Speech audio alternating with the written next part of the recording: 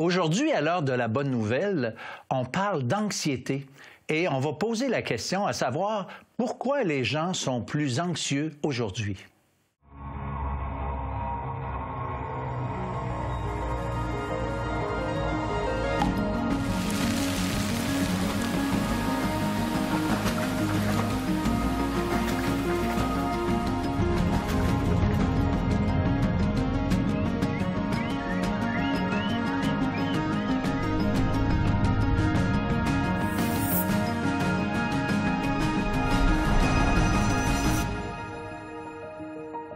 Bonjour, bienvenue à l'heure de la bonne nouvelle.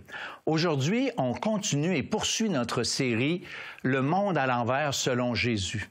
On utilise des extraits bibliques, des paroles de Jésus, et on va les mettre en contraste avec ce qui est naturel en nous, c'est-à-dire le contraire de ce que Jésus a enseigné. Alors, on est obligé de faire le constat qu'on est exactement ailleurs par rapport à ce que Jésus a enseigné. Et pour aujourd'hui, à l'émission, j'ai Martin L'Hébreu et Jean-Sébastien Morin. Alors, salut les gars. Salut François. Bonjour François. Martin, j'aimerais que tu nous introduises le sujet d'aujourd'hui. Le calme dans la tempête. Le calme avant la tempête? Dans la tempête. Hein? On était habitué d'entendre avant, bien sûr. Non, on parle du calme dans la tempête. Puis c'est le thème, il est basé sur des paroles que Jésus a dites dans le contexte des soucis de la vie. Ne vous inquiétez pas pour votre vie. Et je vous parle encore d'un film. Bon, j'espère qu'il y a des cinéphiles à l'écoute. En 2000, il y a le film La Tempête qui est sorti au cinéma.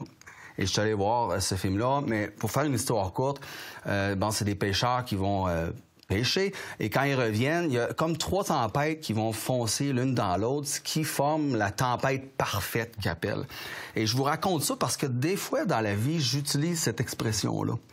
Des fois, quelqu'un vient me voir et dit « Comment ça va, Martin? » Et là, je suis dans une situation où est-ce que j'ai tellement d'affaires qui sont dans ma tête, puis qui me perturbent, puis qui me préoccupent, que là, je regarde la personne, puis que j'ai dit, écoute, c'est la tempête parfaite. Mais, Martin, est-ce que maintenant, on pourrait pas dire que tu vis un peu une tempête parfaite dans ta propre vie?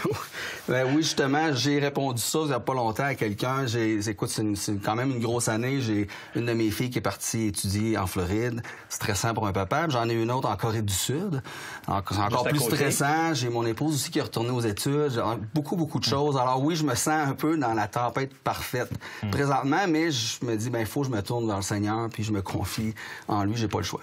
Tu sais, quand on parle d'anxiété, on le voit beaucoup chez les jeunes, puis je le vois dans ma propre vie aussi. Tu sais, je sais pas si c'est la même chose pour vous, mais à chaque fois que je me lève le matin, j'ai beau essayer, j'essaie de me lever. On a 4 jeunes enfants à la maison, fait que j'essaie de me lever toujours de plus en plus tôt pour réussir à tout faire sans les réveiller.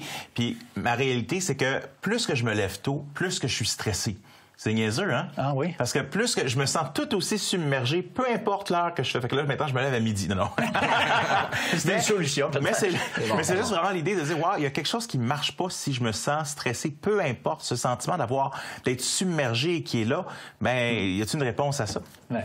Mais écoutez, on a été dans la rue, effectivement, là, puis on vous a posé la question à savoir pourquoi les gens sont-ils plus anxieux aujourd'hui?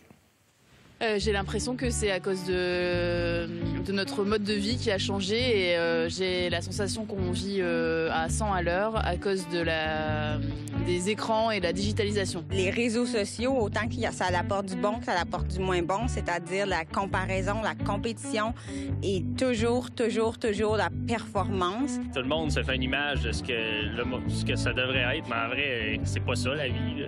Parce que les gens s'acceptent moins, je pense. Il y a moins de tolérance entre les gens. Tout ça, ça crée de l'anxiété. Et voilà, et c'est pas prêt de s'apaiser, à mon avis. Je crois que c'est parce qu'on est de plus en plus au courant de tout ce qui se passe partout, donc c'est difficile de juste pas penser à toutes les tragédies. Et pourquoi se stresser? Il n'y a pas de boulot, il n'y a pas ci, il n'y a pas ça, on n'arrive pas, on fait ci, voilà. Ça, c'est un stress. Je pense que c'est les habitudes de plus en plus sédentaires qui doivent nuire à ça. Je suis pas sûre qu'ils soient de plus en plus anxieux. Je pense que le monde a toujours été anxieux. Je pense que les gens ne tolèrent plus l'inconfort maintenant et vont considérer qu'ils ont besoin d'être réparés à la moindre chose. Nos grands-parents disaient... ils disaient pas qu'ils étaient déprimés, ils disaient qu'ils étaient tristes. Puis ça fait partie de la vie d'être triste. Maintenant, si je dis que je suis déprimé, ça fait pas partie de la vie. Je suis dans une dérogation médicale que j'ai besoin de réparer. Moi, je pense que c'est une erreur, personnellement. Je pense que les gens... Ouais, je pense que les gens, on est tous des gros bébés gâtés, qu'on est pourris par le luxe de notre existence et que ça paraît dans ce genre de choses-là. Il y a une personne qui a parlé des réseaux sociaux. J'ai trouvé ça intéressant. L'idée que ça apporte la comparaison, la compétition et toujours, elle l'a dit 3 fois, toujours la performance. Puis j'ai vraiment cette même idée-là dans la vie, parce que depuis qu'on est jeune, on va à l'école pour performer, bon, il faut avoir des bonnes notes. On fait du sport, il faut performer. On se marie, on a des enfants, il faut bien les élever. Faut que tu te lèves tôt, hein? Puis faut performer. Puis là, des fois, on performe pas comme on voudrait, puis peut-être qu'on voit même les autres performer mieux. Ça nous rend peut-être triste, ça nous fait déprimer, puis là, on se dit quoi? Ben là, il faut se rouler les manches puis travailler encore plus fort. Mais à un moment donné, on tombe dans un cercle, puis on devient fatigué, puis l'anxiété, la peur, le stress embarque. Ouais. Clairement. Mais je pense qu'une chose, moi, qui m'a fait réagir dedans, c'est l'idée qu'on est de plus en plus informé. J'aime beaucoup l'histoire, puis des fois, je regarde la Seconde Guerre mondiale. Imagine qu'est-ce qu'ils auraient fait avec l'information minute par minute de Hitler est rendu là, puis les Allemands sont rendus là, puis et là, tu te rends compte que tu es submergé de tout ce qui se passe sur toute la planète. Il y a un chat qui est pogné dans un arbre à l'autre bout de la planète, tu le sais, puis ça te stresse. Non, mais à quelque part, le fait de toujours être en train d'être comme... Et surtout, tu sais, on est sorti de la COVID, puis la COVID, c'était tout le temps des nouvelles, les points de presse tout le temps. Fait qu'à quelque part, moi j'ai décidé dernièrement, je fais un jeûne de nouvelles. Je vais regarder, si je passe au magasin, je vois le journal, je vais regarder qu'est-ce qui se passe. Mais sinon, j'essaie de pas regarder la radio, pas d'aller voir sur l'Internet parce que, puis, sais-tu quoi? Je vois vraiment une différence dans mon niveau d'anxiété. Voyons donc. Ouais. Écoute, ben là... Écoutez, l'heure de la bonne nouvelle et non l'heure de la mauvaise nouvelle.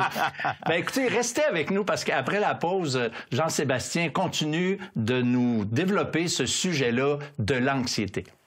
L'anxiété, c'est quoi? C'est une peur. On vit dans un monde où on a toujours peur de quelque chose. Mais en fait, les gens sont pas trop sûrs de qu'est-ce qu'ils ont peur. Et Jésus fait cette promesse, je vous donne ma paix. Puis c'est pas le même type de paix qu'on voit dans la société. C'est une paix qui reste là malgré la tempête, peu importe qu'est-ce qui se passe autour de moi. Je suis aimé et je sais que Jésus est avec moi. Et cette paix-là, je peux l'apporter partout.